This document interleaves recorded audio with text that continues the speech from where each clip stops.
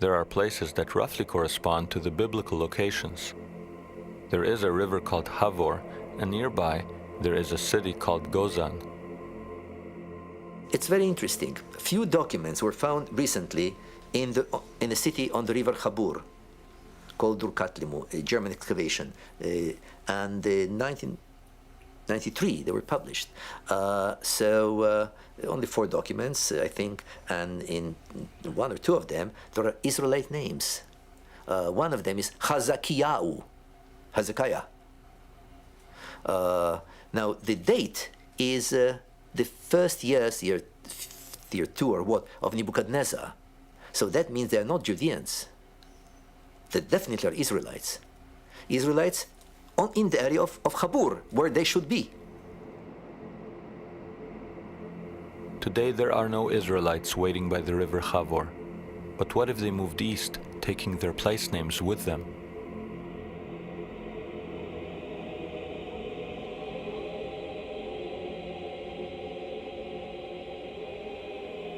One of the passes between Afghanistan and Pakistan is known to the world as the Khyber Pass.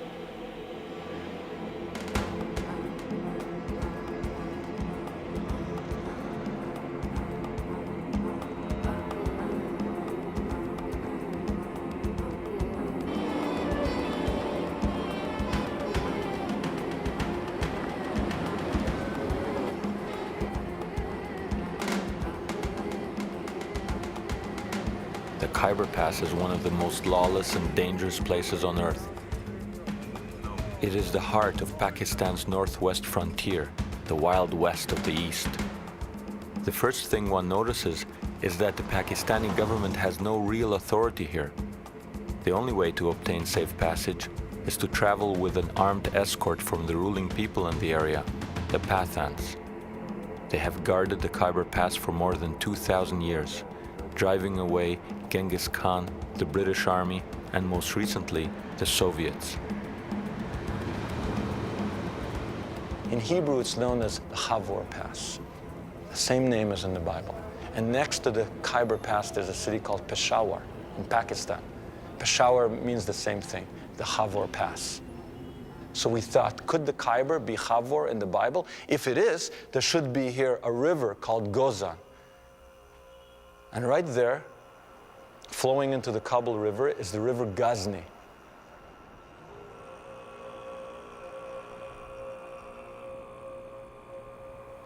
If this is Havor, we thought, there should be somewhere around here the city Hara.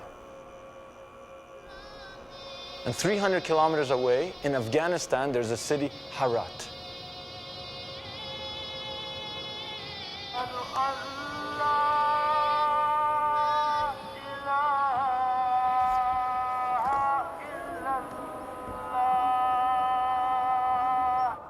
The whole world knows this area as a hotbed of Islamic fundamentalism.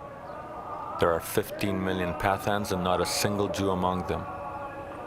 But we set out to investigate whether under the Islamic surface lies an Israelite past.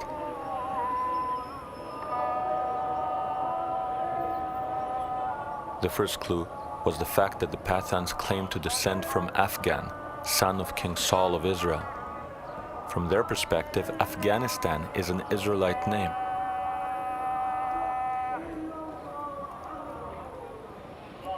At worship, they seem like any other Muslims. When studying the Quran, however, they rock their bodies in the manner of Jews.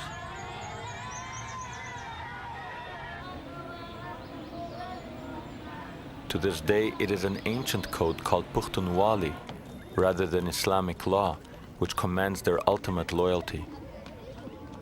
It is said about Pushtun, Pushtun is really is a fifth religion itself. Is not. We have got our own code of conduct, and not that whatever your Quran says, Pushtun all believe in that. We don't do much of the things which are not conveyed by Quran really.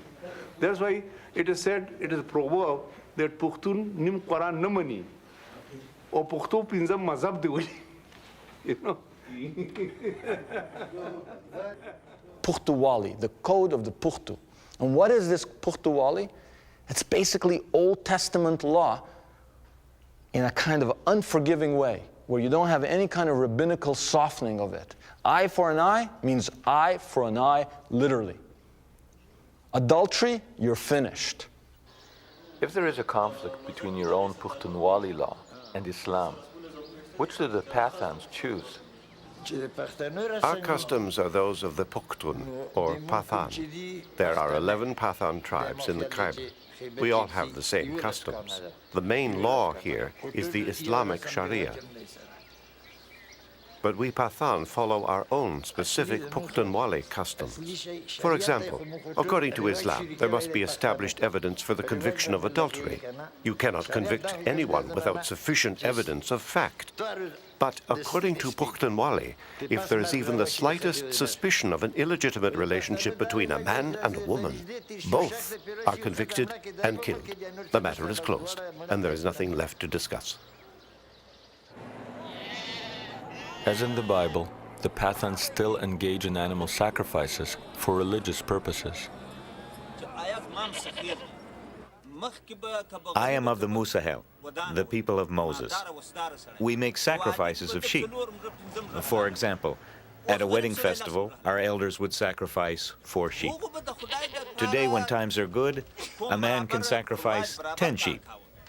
We make these sacrifices to please God and the people too. Also, some people used to light oil lamps on Friday nights to ask for forgiveness and blessings from God. Such are our traditions. We are in a country that is supposedly dominated by Muslims, but not Muslims, just any Muslims, Muslim fundamentalism.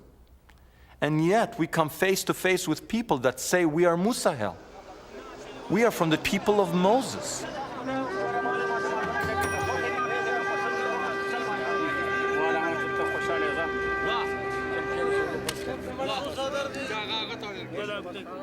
And as we travel among these people who look like they stepped off the pages of the Bible, Semitic faces, long beards, biblical garb, prayer shawls, and as the evidence mounted, we could not help but feel that maybe here among the Pathans of Afghanistan and Pakistan, we would find the answers to our quest.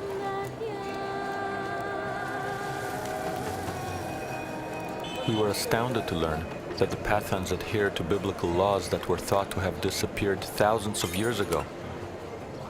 As in the Bible, those accused of manslaughter can escape to designated cities of refuge.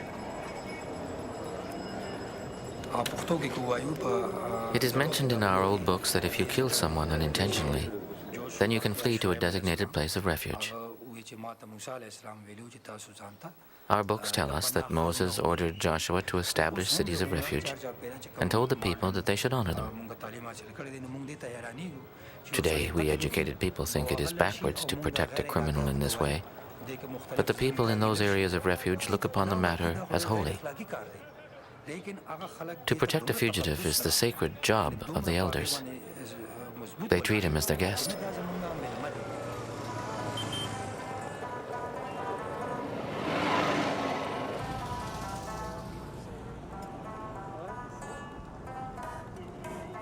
It seemed the Pathans are trapped in time, tenaciously adhering to their ancient ways. They've literally created a wall between themselves and the outside world.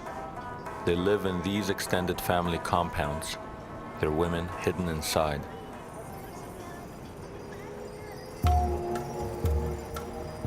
As in the Bible, the Pathan women observe a code of modesty which rarely allows them to emerge.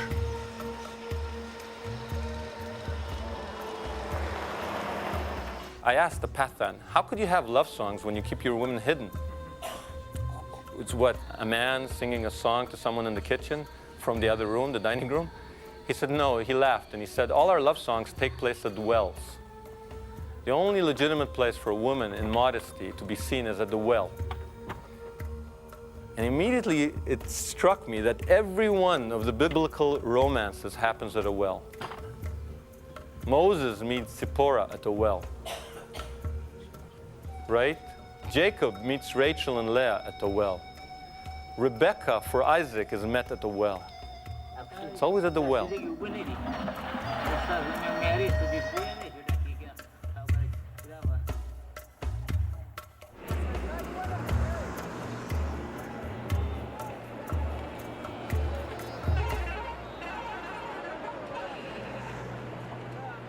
To enter the Pathan marketplaces is to step back in time. Defying all probabilities, the Pathans still live in tribal groups with Israelite names. Rabbani is similar to the tribe of Reuven, Levani, the tribe of Levi, and Shinwari, the tribe of Shimon. One Pathan tribe known as Gadun is very small in numbers, not unlike the lost tribe of Gad. Interestingly, the most numerous tribe among the Pathans is Afridi, and the most numerous tribe in ancient Israel was Ephraim.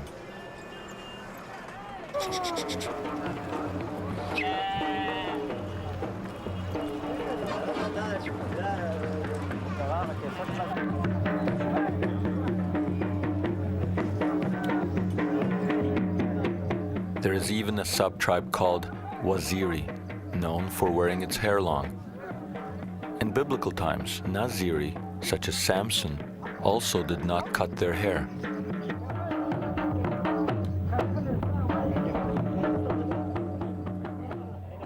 So you have Reuven, Gad, Ephraim, Shimon. 4 more tribes. So we'd actually located 9 of the tribes.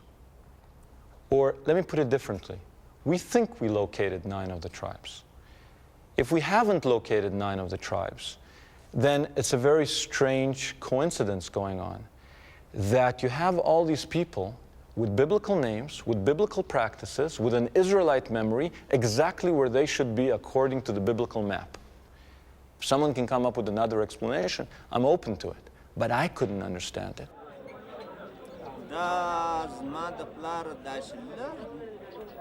When I was young and had no beard, my grandfather's uncle died at the age of 115. We called him Baba, or grandfather. He used to say that we are the children of Israel. I was young, and at that age people forget things. They don't care much about history or talk of this kind. But now I would like to know, what are our origins? Where do we come from?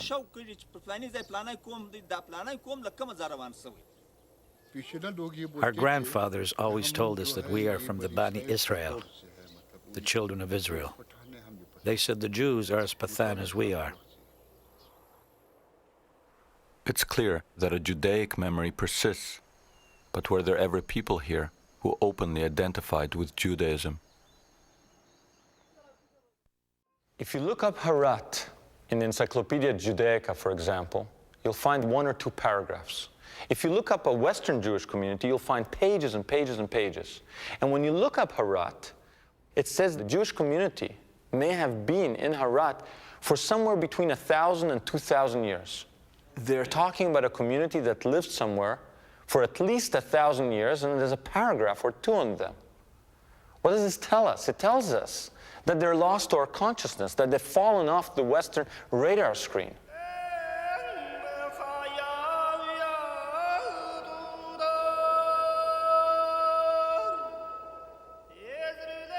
In Harat, we find this cemetery covered with Stars of David and Hebrew script. For at least 1,000 years, it served one of the oldest continuous Jewish communities in the world.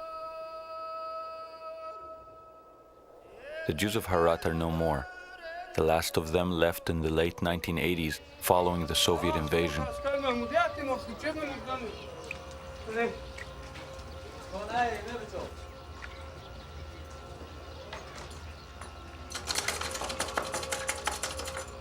The country is now torn by civil war, and yet a Pathan tribesman agrees to take us to one of the old synagogues.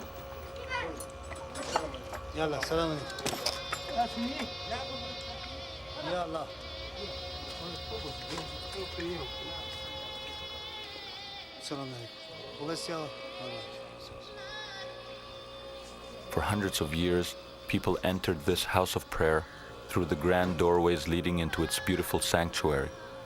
Today we enter through an artillery hole blasted by Soviet shells.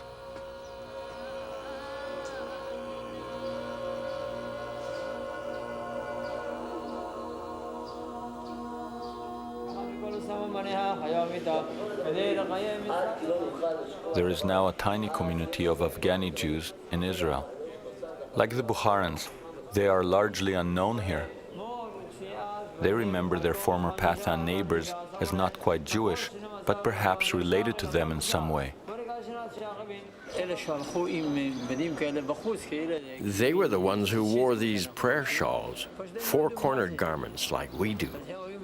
And they didn't really know what they were, and they used to be surprised to see us wearing similar things. They would say to us, "You're Jews? How could you be Jews?" They'd be surprised. I remember them coming from the border areas, from the mountains, from Pakistan, places like Jalalabad. And I remember people said that to this day they still lit candles on the Sabbath. They would put the candles under these baskets and didn't know why they were doing it. They had all these traditions they didn't know the origins of. Except they said, that is what our forefathers did. Did they think they were Jewish? They thought they were more Jewish than us.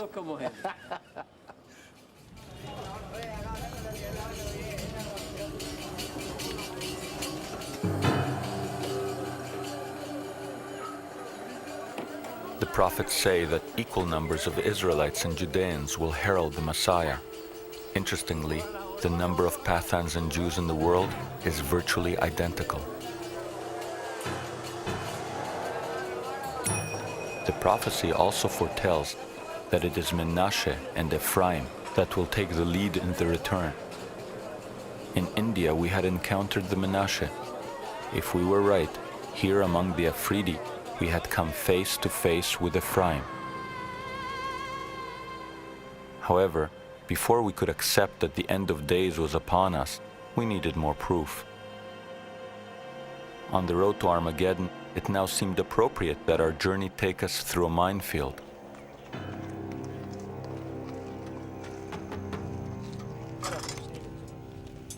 We needed harder evidence that the Pathans were of the lost tribes, so we went to the Afghani city of Kandahar, where in the 1950s a stone covered in ancient script was discovered. During the Soviet invasion, this stone was buried under rubble and surrounded by mines. Here, red dots mark undetonated mines, which we skirted to get to the site.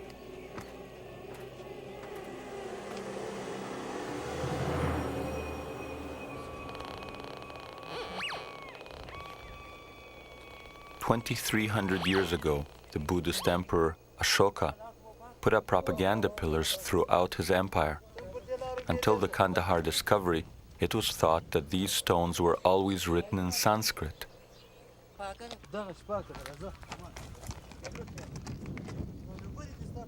But the stone buried here is written in Aramaic.